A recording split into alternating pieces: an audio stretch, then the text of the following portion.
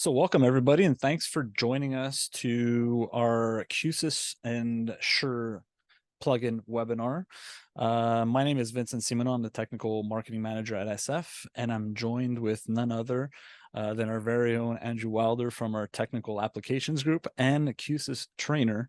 We also have Sarah and Louisa, our brand managers, who will be monitoring the chat for us this morning. So say hi to them as well. Q-SYS, so just to get into it, Q-SYS released the Shure MXA920 plugin, and we wanted to provide additional resources for you just to better understand what it is and how it all comes together in Q-SYS Designer. Hopefully this will help kind of remove any misconceptions and save you guys a ton of time and heartache on your next install. Before we begin, a little housekeeping. Please stay mute until the end as much as possible. We'll have a Q&A section at the end where Andrew will be able to answer any questions you may have. If you have any questions and you want to enter into the chat, please do so. And again, at the end, Sarah and Louisa will be able to monitor those and Andrew will be able to answer them. So we value your time. Let's jump right on in. So here's a brief snapshot of what we'll be covering today. Basically features of the MXA920, as well as the plugin, and then Andrew will begin his live demo and covering things like adding the plugin, ACPR or automatic camera preset recall, a step-by-step setup, and a compatibility with the MX920, sorry. So let's just start off with a very high-level overview of the 920, just what it is for those of you who may not be aware. The Shure MXA920 is an impressive mic array. What really shines from the MXA920 is the fact that it has over 100 mic transducers, the most I've seen in the industry so far, which means it has a large coverage area of roughly about 30 by 30 feet. A few key points to remember from the slide is that it has 8 steerable lobes if you really want to really get ultra precise, but it now sports an automatic feature which helps cut time on programming and deploying the unit. So each of those lobes can also be separated into their own separate Dante channel if need be. It can also pick up multiple people talking at once, which is something quite unique to the MXA920. The unit also has a built-in DSP, automatic coverage function, for something a little bit more, we'll say, plug and play. And the 920 is also Microsoft Teams, Zoom, Cisco, and Google Meet certified. Anything for a deeper integration, it's ready for camera tracking, voice lift, and sound reinforcement, which Andrew will cover over in just a minute. In terms of form factor, just one last point. The form factor of the array can be ordered in 2 shapes, so round or square. The round shape can be ordered in several colors, such as black, white, or aluminum, whereas the square only comes in white.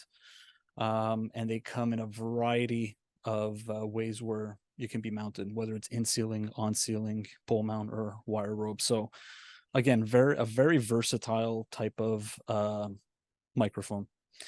And that's a really high level overview of the 920. Let's take a look at the plugin really quick. So the plugin is offered within the latest Q-SYS Designer 9.9.1.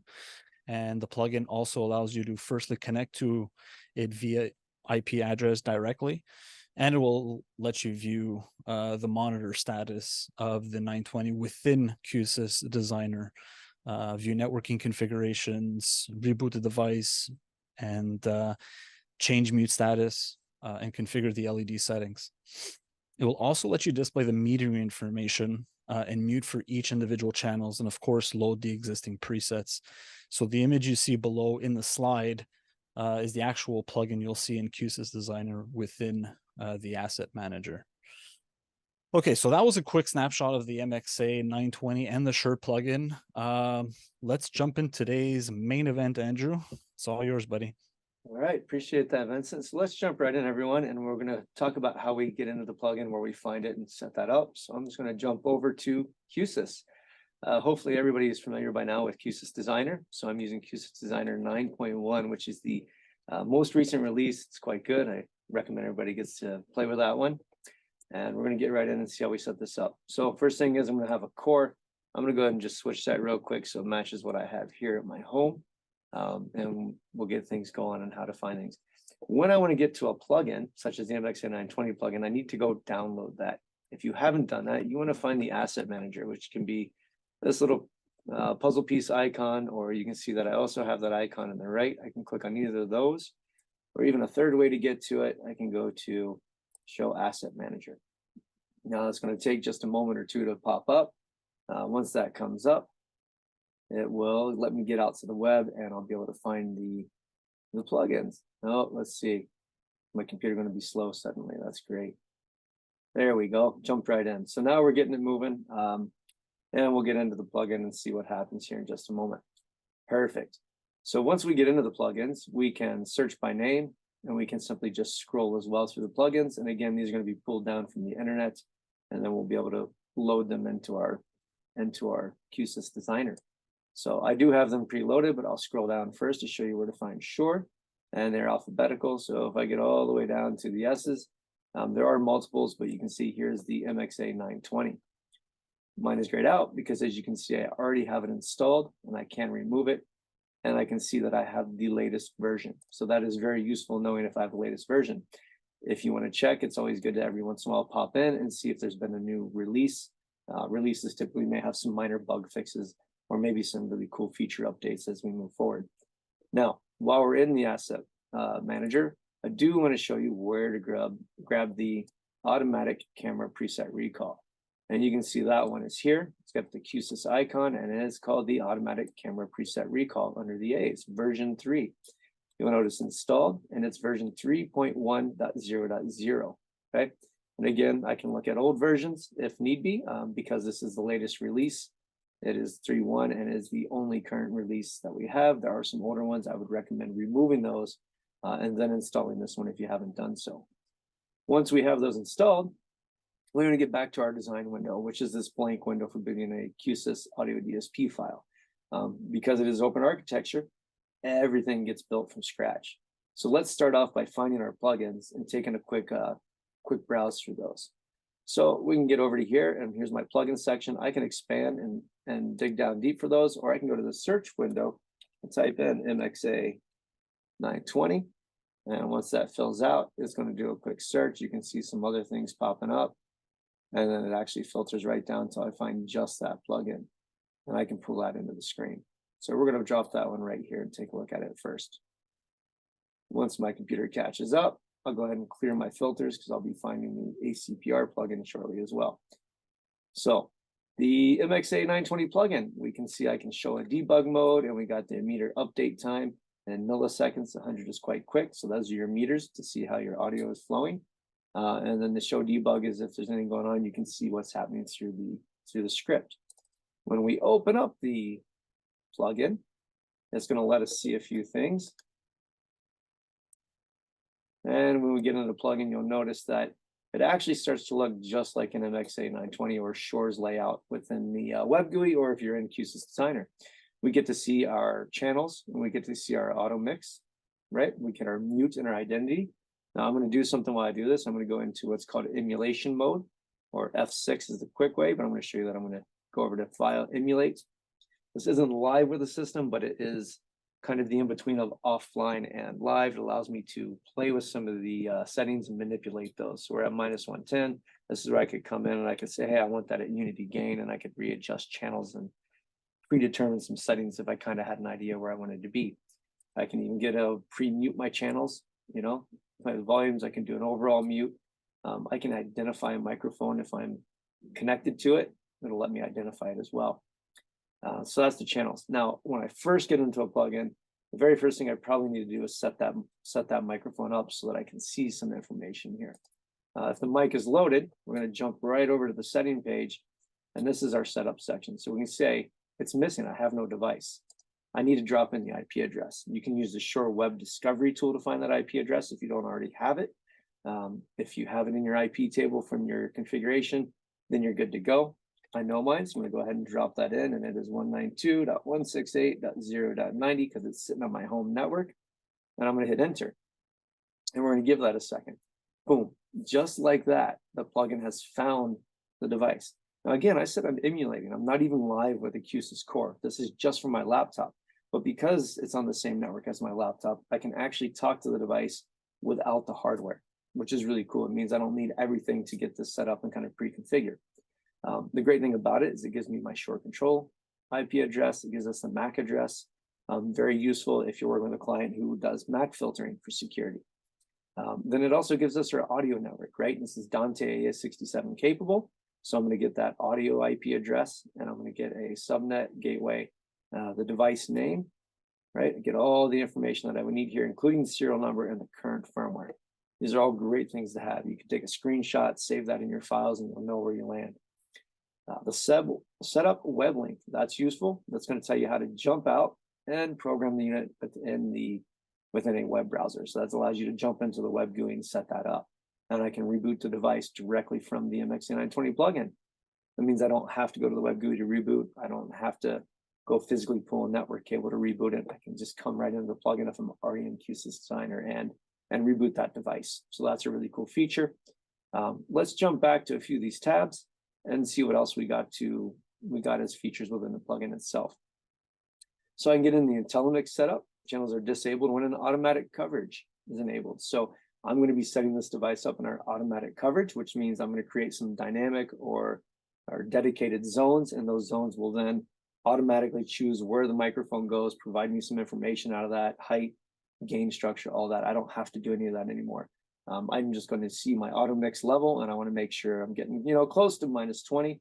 You do see live interaction because you're hearing me on a 920, which is actually here behind me. So if you're hearing me and it sounds okay, I'm actually bouncing off my screens and back out to that mic, which is not ideal. Preferably, I'd get that mic closer to my wall and talk directly into it. But it still works. Other cool features we get, lights. We can control our LEDs from here. So I can choose the unmute versus the mute behavior, and I can change those lights. The cool feature about that is it means I'll have some control over that within Q-SYS, whether I use control pins or I use snapshots to record some of these. I can make adjustments on the brightness and the colors to match whatever your client wants. You'll notice here I can get turquoise, violet, pink, whatever color suits you as long as it's from this list. Yeah, pretty advanced. We can mute, we can identify again. If I hit identify, then I get my light blinking. Not only is it blinking here in the plugin, when I look up on my ceiling, it's actually blinking as well. So, well, that's really cool. Lets me figure out which one I'm working with when I have more than one. I can create some presets, and once I've saved those presets within the web GUI, I have the ability to recall those from here, which means I can then again take these recall buttons, throw them on a UI, or trigger them automatically based on a room layout. So all of that can be done from the plugin, which really what it brings it down to is you don't need to know the API. You don't necessarily have to be a scripter to be able to control this microphone anymore. They've simplified it so that you can pull it right into Q-SYS and save yourself some time. So this is really cool for those of us like myself who are audio people and not the best scripters in the world. There's other guys on my team that are really good at that. Some of them are in this meeting now. So those are our windows within the MXA920 plugin. I'm actually going to delete this because I do have the microphone set up in another window, and I don't want to confuse it by having too many things connected to it at once. So I'm just going to delete that for a moment, and I'm going to go ahead and disconnect. And I'll point out a few things. I did say you can control some of these, like presets. I can actually grab these, and you can see I can drop those on my window. That means I can also drop it on my user interface. Pretty cool, and that button can then be edited to look however I want. If I'm going to control using control pins, I can come over here to the control pin side if you're familiar with this in Q-SYS, and I can expose things like the LED mute state, right? And I can expose that control pin, and now I have the, I click twice. Let's get that back out there. If I click that LED mute state, I can tie in a custom control or some other feature that tells me, hey, if Teams mutes on my laptop, go ahead and mute the microphone itself, right? If I don't want to do that, I can simply change the light colors. You can see here, I can get my audio and network information pulled out. That means I can dump that out and send it into an event log or record that somewhere. All the features you can think of here. I can get those individual mutes, gains, adjustments, so I can control all from Q-SYS if need be. So it's a very full-featured plugin, which is really what we want when we get plugins built. So that's really cool. So we got to say Shure and Q-SYS did an excellent job putting this one together. So that's the MXA920 plugin.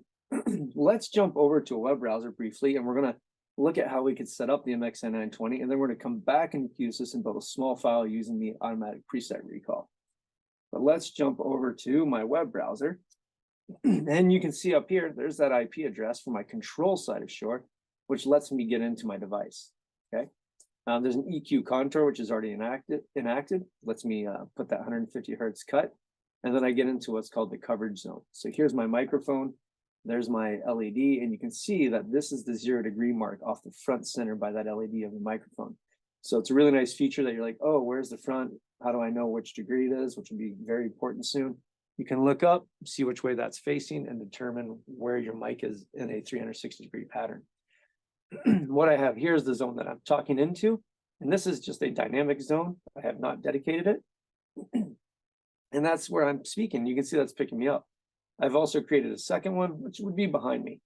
I can click on my mic and add as many zones as I want. I can do dedicated or dynamic. If I add a dynamic zone, I can move that around my space. I can adjust that size to be as big as 30 by 30 and as small as 6 by 6. So you can see when I try to go too small, it actually doesn't allow it. Right? So you can see it gets too small. Excuse me.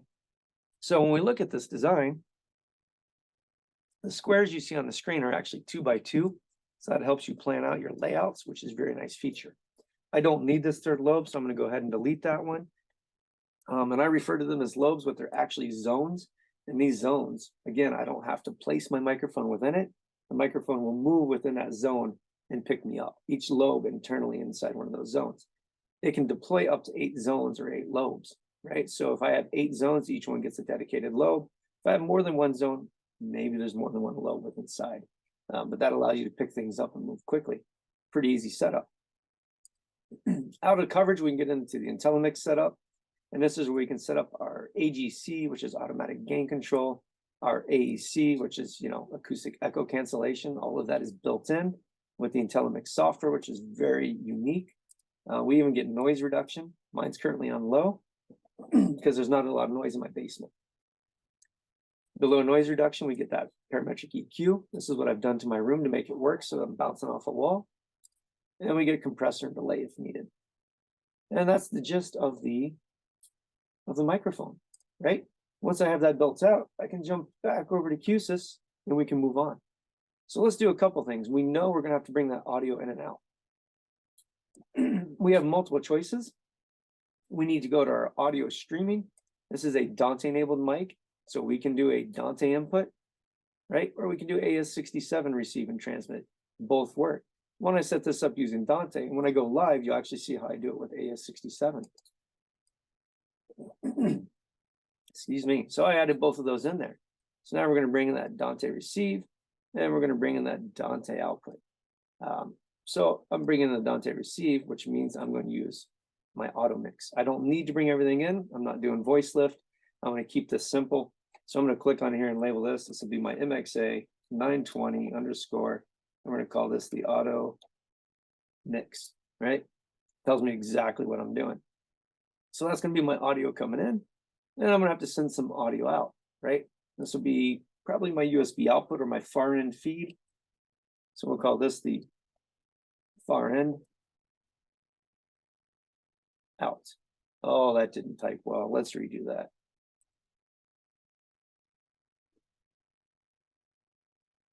Far end out. Now the same thing is that's also your AAC reference really is what we want. So the far end going out, anything else in your AAC reference also needs to get sent out.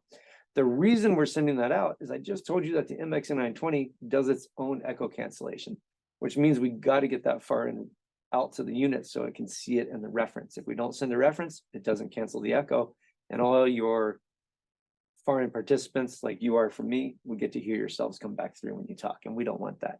So here's the basic setup of getting the audio from the microphone in and allowing me to send that out, right? So that's a good start.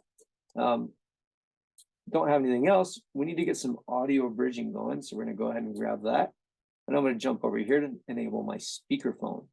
That's going to give me echo cancellation. So if I bring that in, And I bring that out. We're going to keep this super simple. This is my far end. So I'm going to label it as far end out because I want that to go there.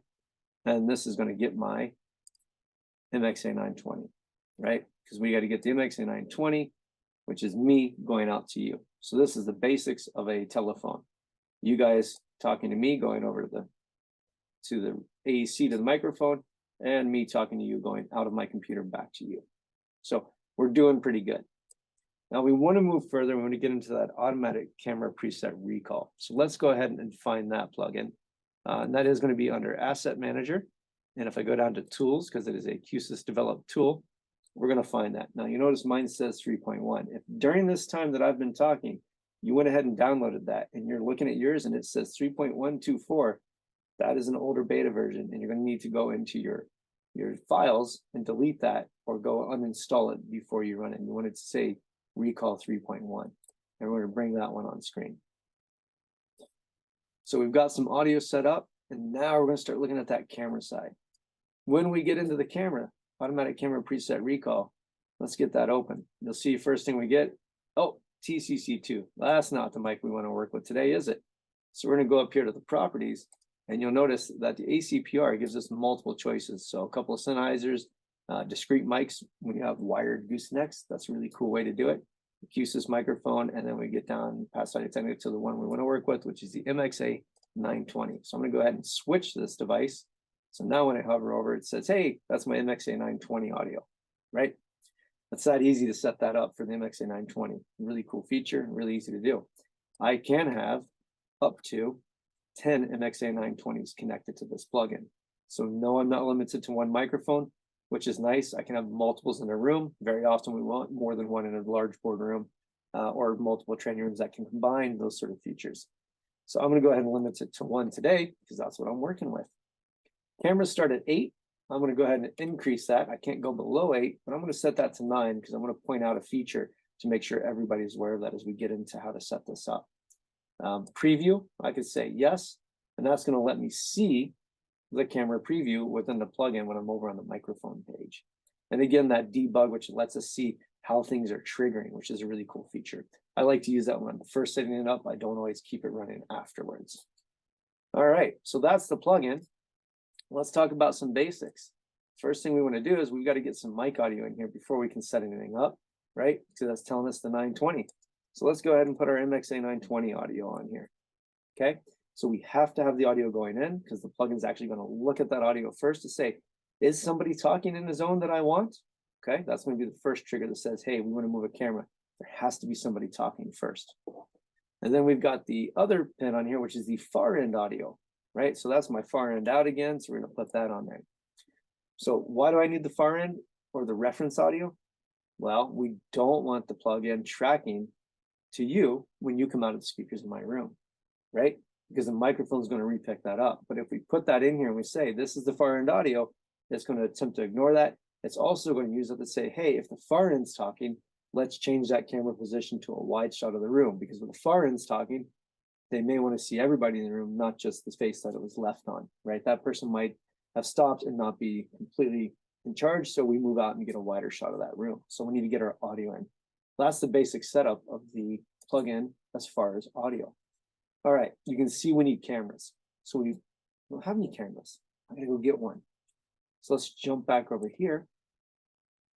I'll go to my video settings. Well, let's try that again, video, and I gotta find a camera. Now I can add any one of these. The one I'm working with today is a 1272. So I'm gonna go ahead and add that one because that's the one I have here in my home, but you can add any camera that you would like, including all of the brand new ones, which are 4K zoom or 4K lenses, whereas our olders are only 1080p, but we have those. Once we get that in, we need to bring that camera in. Okay. And where's that camera going? I've got to get it out of my system. So I'm going to need to go back to my core, and I got to get a USB bridge for video. I don't have that currently. So again, we're going to jump over here. We're going to enable that USB bridge, and there's that video bridge. Okay. I only have one camera. I could connect this direct, but I'm going to plan for some future expansion. And I also want to show you a couple of neat tricks. So instead of doing that, I'm going to come over here and search for a media cast router. And that media cast router is actually found under the video section. And you can see that here under video components, right? And that's our camera router. All our cameras are MediaCast. When I bring that in, it comes in as a 2x1. I'm going to adjust that for the time being. I'm going to make that 9 so I can point something out, and my output can stay as 1. So I'm going to go ahead and connect my camera up, and I'm going to wire that through to my USB bridge. Okay, we're getting along now. I'm going to have to select my camera in the plugin, but I can't do that yet, right? So this plugin is a script. It's Lua code. Somebody coded this, so it is a script. And in the back end, if I want something to be accessible by this script, I have to allow that so it can be found. And the way we're going to do that is we're going to click on our camera first, and I'm going to go look at the properties. And you'll notice over here on the right where my screen is flashing, there's a code name. It's a really long code name. I can enable script access to all. If I'm going to do it quick, I know when to enable that access, but I also know I want to rename that. So I'm going to rename that as Cam1, right? And the minute I give it a new name, it automatically says, hey, he's going to use script, we'll enable that access. Okay, I'm also going to have to come here and then identify my MediaCast router that I'm using when it's in the design. So I'm going to go ahead and do the same thing on that MediaCast router, and that's MediaCast router 2x1. So I'm just going to call that one camera router. Okay, so you can see here, it dropped the name above it, and it also says I have access. Okay, we're doing really good now. Let's look at a couple features of the plugin. So to do that, we're going to go ahead and hit F6, and we're going to go back to the emulation mode. We'll talk through a few things about how to set it up. Once we've looked at some of that, we'll be able to jump over to what I'm running a core on that actually has the camera you're seeing me on and the microphone I'm talking on ready to go. So I'll be able to do a quick demo. Okay, here we go. Let's start with setup page number 1 of this plugin. First things we got to look at is auto or bypassed. I'm going to go ahead and bypass that for now. If it's tracking, the minute I start setting up tracking, it's going to start tracking to those positions. If I bypass it, it's going to let me preset some things, and then I can come re-enable that when I'm ready to kick that tracking on. So the number one is, how many primary cameras am I using? And primary is key. So that is not how many primary and secondary or redundant cameras, how many primary cameras you have. I only need 1, so I'm going to leave it at 1, but you'll notice if I change it to 3, then I get 3 primary cameras possible and 3 secondary cameras possible, right? In this case, I'm only working with 1, so I'm going to keep it simple and leave it as 1. And now I need to choose my camera. So there's that camera I named, so I can add that camera in. I don't have a secondary camera, so I'm not going to add one. It wouldn't make sense to make camera 1 a backup camera for itself, right? But if I had 2 cameras, I could come down here and make camera 2 my backup camera. The reason I wanted to show you this is it changes some things here. Now, I said I had 9 cameras, and I didn't mean to do that. I should have left that at 8.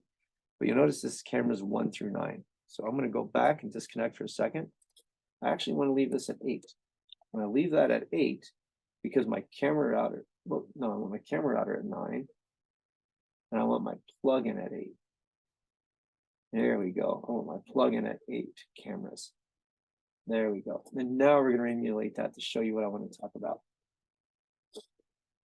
Here we go, logging in. So now you'll see down here, it says camera number 9 for that secondary camera. Those numbers are very important because if I were to add a secondary camera, it would be looking at the 9th input of the camera router, right? Even though you're only using 2 cameras, you're going to have to add 9 inputs because we specify how many primaries are, and that tells it which route to switch. And if my secondary is my 9th camera, I need to have it wired to the 9th input, not the 2nd. Otherwise, it won't switch to that redundant camera. Redundant cameras are really nice.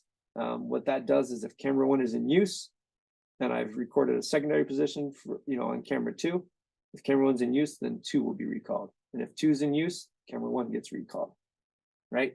So it creates it to switch back and forth between cameras, and it takes whichever one is available as opposed to spinning your camera around in circles with live movement. We don't want people to get sick. So if you got lots of movement, at least 2 cameras is recommended. Okay, moving further, let's set up that camera router. That's it. We set up our camera router. It's in. We've got that up and running. And I've got all kinds of things bugging me right now. So I got to quit a couple of things. There we go. See, I got phone calls coming in and other messages pinging me at the same time, but we're going to skip past those and move on. Our default home position is the next thing I like to set up. That default home position is going to be where does my camera go when no one's talking, when the far end's talking, or if multiple people in the room are talking at the same time, what we refer to as crosstalk. So number one, I got to choose which camera is going to be that default home position. So in this case, it would be camera one, and then I could save that position, right? I could open up the camera and I can move it around. You'll see here, I can move it. And when I hit save, that 0.15 has saved, right? Now, typically I'm going to do this live so I can actually see the camera I want, and that's going to save that position. And that means it's going to recall at that position, again, when no one's talking, when the far end is talking, or when there's crosstalk in the room. I can adjust how quickly that goes. I can do no, I'm not going to do it at all, slow, medium, fast, or I can get into custom, and we'll look at custom shortly. If I put it at custom, that allows me to enable these expert controls, which we'll get to shortly. All right, the next page is set up. This is the most important one, the microphone page. To make all of this work, we've got to talk to that MXA920. And it's the same as we did before. We're going to put its IP address in, right? So I could put that in here. I could put it in the plugin, and I got the core talking to it. Plugin giving me some information. The ACPR can give me information. You don't require both plugins necessarily. If you don't need the MXA920 plugin and you're doing ACPR, you can just use it. If you're not doing camera tracking, the MXA920 plugin can be in on its own. Both plugins can be in at the same time. Use them to your advantage to simplify your designs and make your life easier as we build things out. All right, now that we put that in, a couple of real quick things to note is I'm already seeing the degree. It's telling me that's where it's picking me up, is at 15, 9, and you can see as I move around, that's changing, yeah? That's that 360 degrees around the microphone. So if you're seeing him at 9 to 15, you can tell that I'm coming off the front of the mic just to the left. It's going to go all the way around the microphone. We got to configure now. Now we start looking at our zones. Zones are camera positions. Where my camera is going to go, I got to set a zone for that to be triggered. To set a zone, let's go ahead and pick a camera, right? And then we can move that camera around. And I can do that right up here as well. So I could use this and I can move that camera around. I could save that position, but I got to tell it how to trigger. And I got to do that by giving it some information. And that information I'm going to give it is the horizontal and or vertical angle off of that microphone. I don't have to use vertical, but you do definitely have to have horizontal to make this work. So I could look at that and say I'm hitting 3, and I go over here and I'm hitting 15, 24. So I need to give it a range. If I put in 5 degrees, that's not going to work, because if I'm at 5 degrees now and I slightly lean to the left or move my chair, I'm not at 5 degrees anymore. I'm at 6, 7, 8, whatever it moves to. So you want to give it a range. That's very key to make this work properly. So I'm going to go ahead and come in here and I'm going to say I'm going to start at 0 degrees. I'll even go as high as 30 degrees for this first microphone. Now that gives me a position for the camera to track to. Say, hey, if Andrew talks between 0 and 30 degrees, that's this zone. We're going to recall this position, right? I can even rename that. I could put that at, hey, that's my desk left position, right? So I can name these positions if I want. Advantage there, instead of calling it zone 1, it now means something to me. I know what that is. Like, oh, desk left. Cool. That's desk left. Excellent. Then I can create a secondary zone. Maybe I'll call this one my desk right.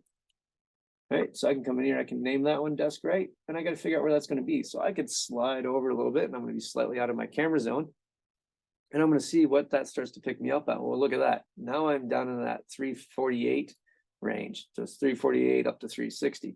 So if I'm going to do this, I got to make sure that I set these up from the lowest number to the highest number. So this range, I can come down here and I can say, hey, if I'm between 340 and 360, that's going to recall that second zone.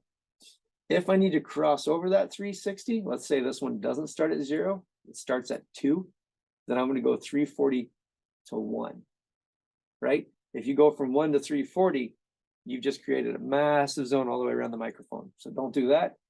You want to cross over that number if you're going around. So you want to start at that 340 and go up to 1. You always want to work the same direction around with your ranges.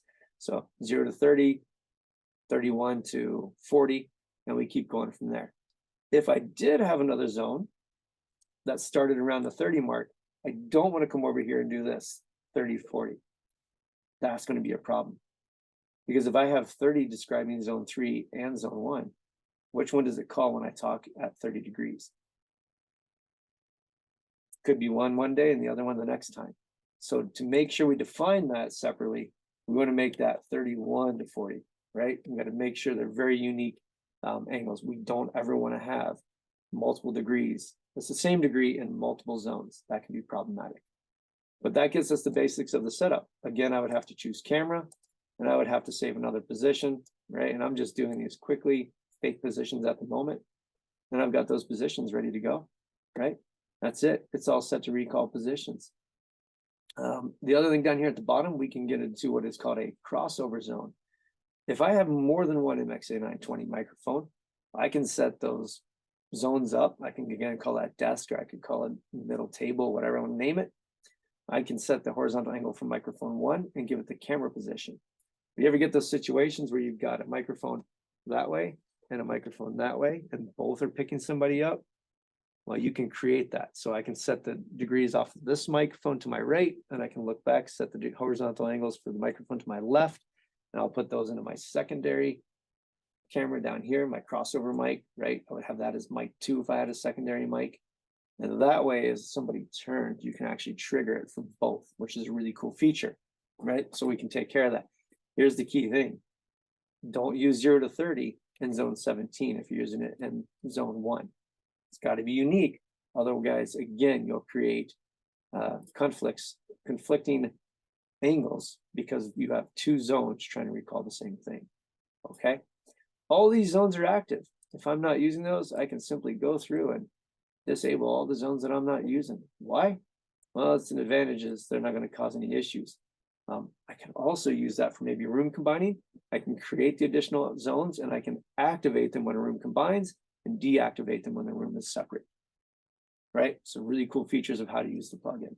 Okay, we're almost there. Let's briefly talk about these expert controls. If I'm finding the crosstalk set up on that first page is not reacting the way I want, or I want to play with the adjustments, make it quicker, make it slower than the 3 setting choices, I can get into expert controls and I can start playing with that silence home position trigger, that far end home position trigger. So trigger, when do I recall that wide shot on silence? How long? Right now it's at 8. I could take that down to 2 seconds. So that's how long silence has to happen. Same thing far end. How long does the far end person have to talk? It's at 8. I can lower that or I can increase that. Crosstalk trigger, same concept. It's right now at half a second. I can take that right down to be immediate, maybe somewhere in between. I've played with this in the past. I find somewhere between 0.2 and 0.5 works really well for me when I'm using the expert controls. It may work differently depending on the room. Reset custom timeout. How quickly does it reset from the crosstalk? So I can take that down to 1 second and as high as 15 seconds. So best way to do this is play with it, try it out. That's the only way you're going to learn how these work. Audio detection threshold, mic audio detection threshold. If you're familiar with our gating auto mixers in Q-SYS, what this is that. And this threshold level is that threshold above noise floor. So it's going to take a look at the noise floor and it's going to see how loud you have to be above the noise floor to trigger the zone to be active, right? So it doesn't say local audio until that noise is above 10 dB above the noise floor, and we can bring that up or down. And the far end audio detection is the same concept, but for the far end audio. And then we get into some additional features. Zone hysteresis allows me to not trigger a movement if I'm within 1 degree or 2 degrees of a zone. So if I'm at 30 degrees and somebody's talking at 31, I can leave my camera where it is, right? So it doesn't move if they're already kind of in the shot. So really cool features.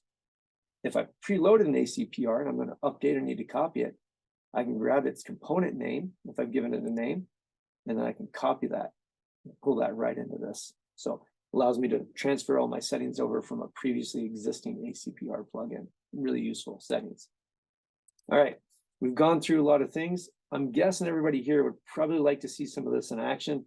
So I'm going to jump over to a live setting, and just to make sure I don't cause any issues, I'm going to go in here and I'm going to go ahead and delete that so that I don't have multiple cores talking to this, multiple designs talking to the same MXA920. I don't like to do that. I like to have one thing talking to it at a time when I can at all possible do that, right? It's like, you and me talking. If 3 of you were talking to me at once, I'd have to choose who I was going to listen to. Computers are the same way. They can just process faster than a human brain.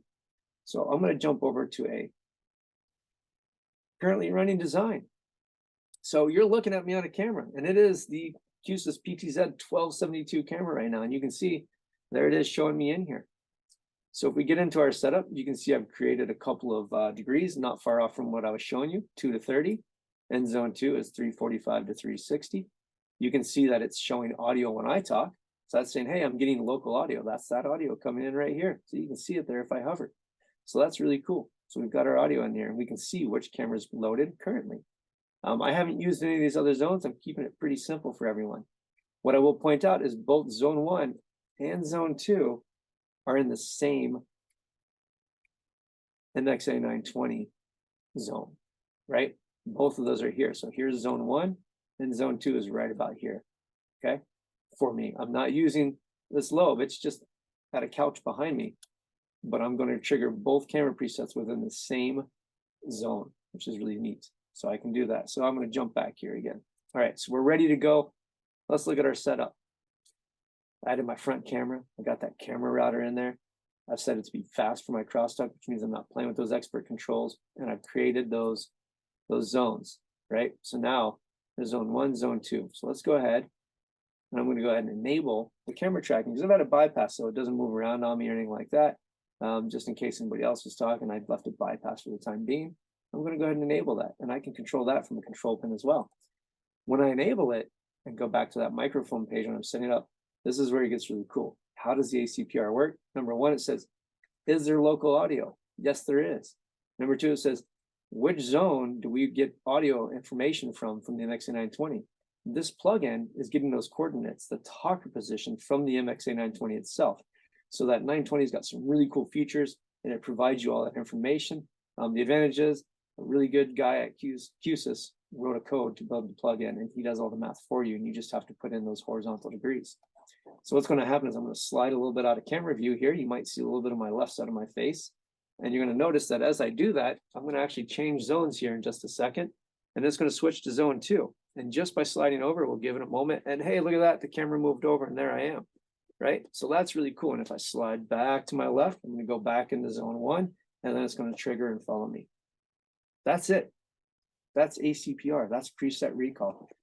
We like to refer to it as tracking. It is not fluid tracking. You notice it doesn't follow me as I move from zone to zone. It is going to trigger and move over after a second or so. And that time can be adjusted in those expert controls if you feel like it. That's really the ACPR and the MXA920 plugin. So I hope this was useful. And Vincent, I think you can come on back and we'll open up to questions if anybody's got questions on how this works.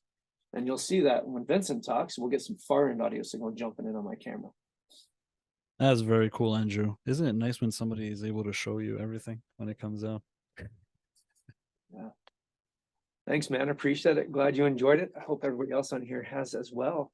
So what do you think? I haven't been monitoring the chat. Are there questions popping up in the chat? Have you seen anything?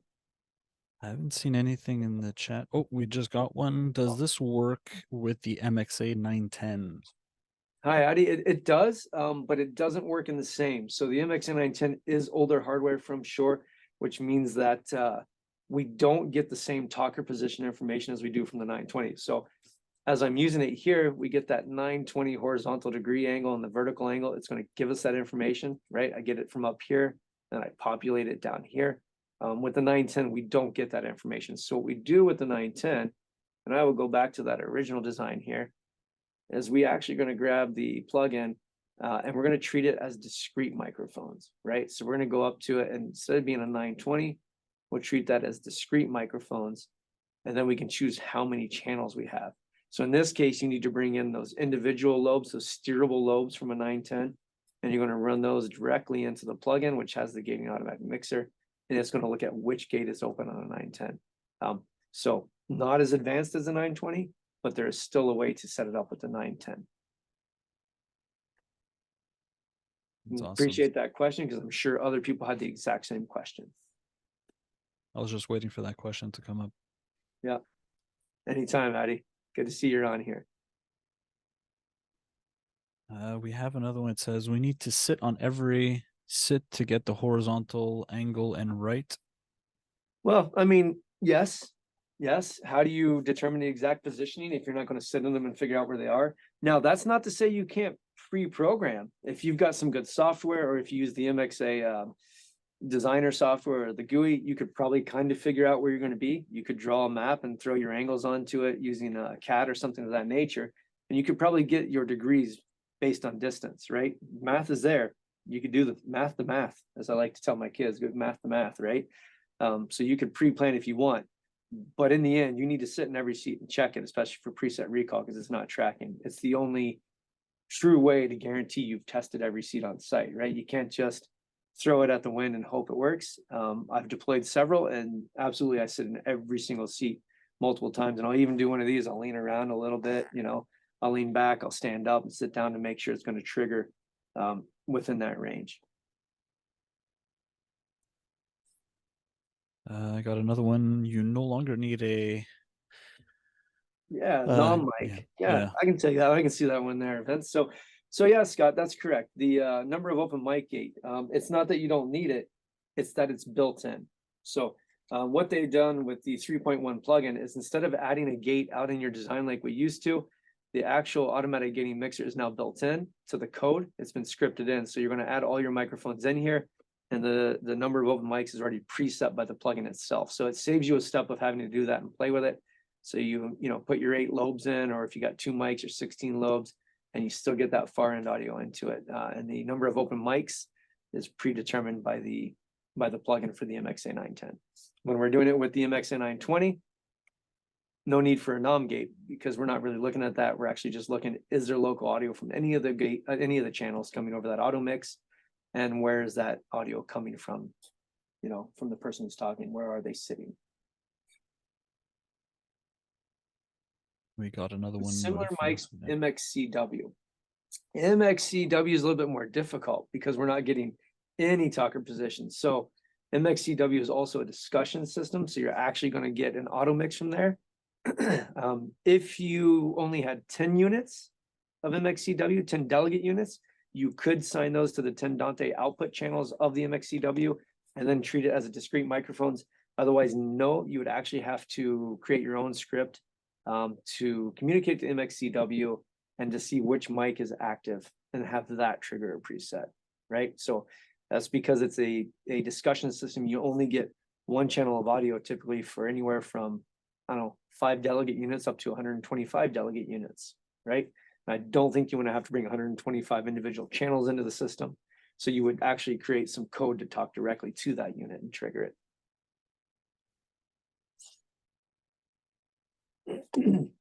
Yeah, that's correct. Yeah. Do we need to use AEC within the core?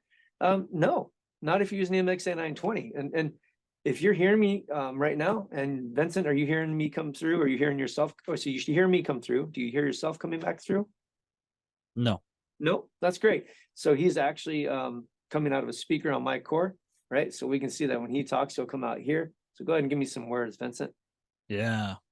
How does that sound? Right, so there you go. Yeah. Vincent's coming through nice and clear on his mic. And I'm talking to you on the 920, which is me. You can see here when I talk, it's going out. I'm using the AEC of the MXA920 right now. It's a really cool feature because it allows you to use your built-in Q-SYS AEC for those wireless mics for presentation purposes. You could use the AEC in Q-SYS. It is actually very good AEC. But in this instance, because I'm doing an auto mix, I offload it to the 920.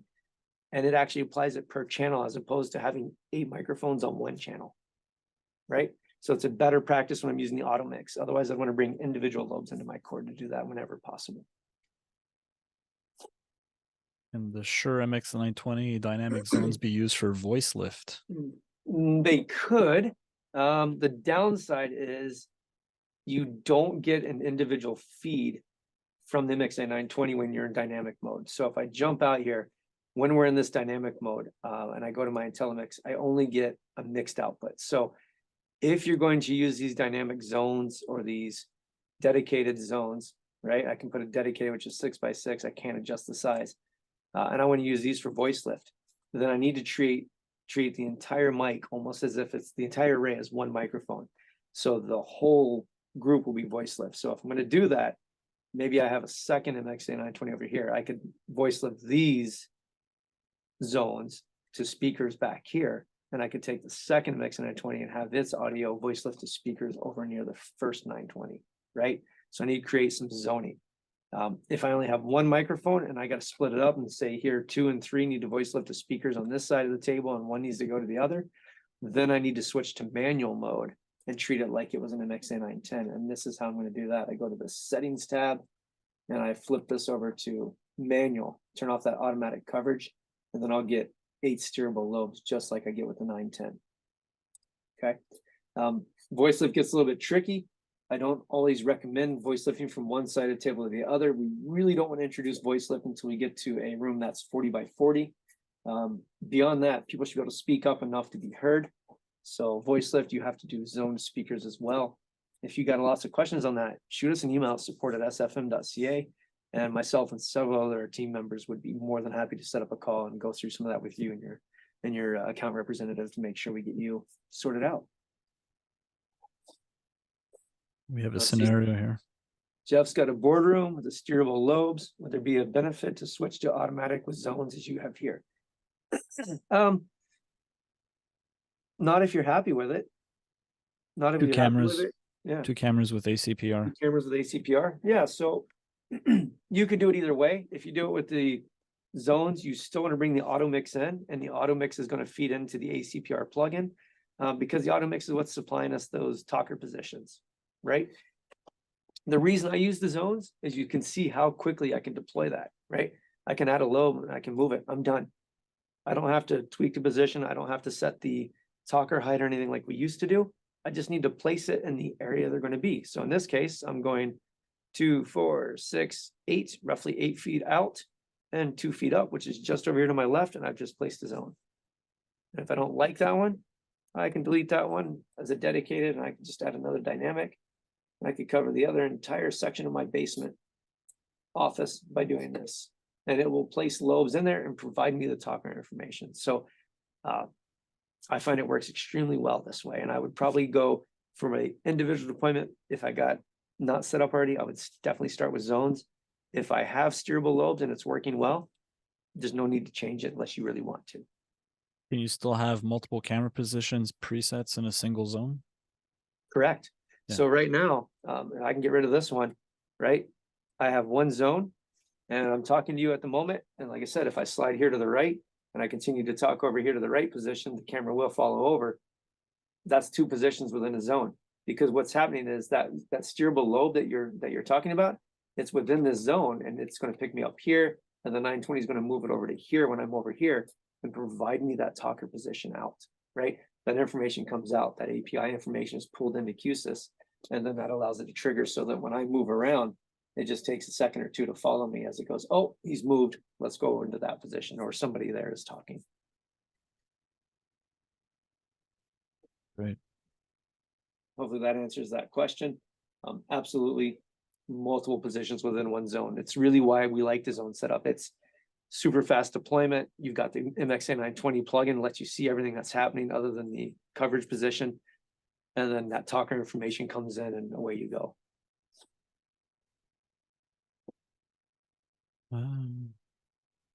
His lobe setup has 1 camera position per lobe, so he's limited to 8 to 9 camera positions. I see you can have more positions with zones. Yeah. Absolutely, Jeff. So if you throw zones in, that's correct. You could get up to, looks like I got 16 zones here. So instead of having just 8 zones or 8 positions because of those individual lobes, I can now actually treat it as up to 16 zones. So I could end up having 2 per section, or maybe 3 in one and 1 in another. It doesn't matter. Because again, we're looking at the horizontal and or vertical angles of the talker position coming off that mic. So yeah, if you got some use case, you can absolutely reach out to us at SFM, and we'd be more than happy to sit down on that use case and spend some time discussing your design with it, and then go from there on deployment of who you're working with, or if you're doing it yourself, to make sure you get that deployed right. Can we trade an older MXA910 in for a 920? No, we don't do trade-ins. The 910 is still a fantastic microphone. But if you decide to upgrade to a 920, I'm sure there are many people out there that would like to take the 910 off your hands or put it into other rooms. Not something I can offer, but I will say is reach out to your sales representative and let them have a chat with you. Maybe they have some ideas to help you out as well. Well, we're reaching the top of the hour. Just to be respectful of everybody's time. Yeah. So I think if you got any more questions, shoot us an email, support@sfm.ca. Many of you guys respond on here. You know how to get in touch with myself and Arlen, David, and the other guys on the team. So feel free to reach out to us. As far as stock, Vincent, I believe we have everything in stock right now. Everything is in stock. Yeah, everything is in stock. Yeah. So the new NC cameras, we got Q-SYS cores, got plugins in stock. You just got to go download those. That's an easy one. And the 920s are in stock as well. Yeah. And I will say, don't forget your licenses. Yes, that's correct. Thank you, Sarah. That's our brand manager, Sarah. She's jumping in there. She's very technical as well, which is awesome because she reminds me to think things. To make this work, a plugin is a script running Lua code, which means you must have a scripting license for your core, right? So that's how it's going to operate. Not that bad when you figure you don't have to spend all the time to figure out how to code this. Because I don't know about you, this would take me, I don't know, 6 or 8 years to figure out how to code. All right. Cool. Well, with that, thanks for everybody. Thanks to everybody for taking the time to stop by today. We hope you got some value and learned a little something today. Thanks everyone. Thanks Andrew. And wish you all a safe and happy holiday. I will just add thank you all for participating, and this webinar was recorded, so I will send a follow-up email with a quick survey to see how you like this webinar, and to also send you the videos to make sure that if you missed any part, you can rewatch it. So thank you. Thank you, Mary Michelle. Awesome. Cheers, everyone. Thanks, everyone.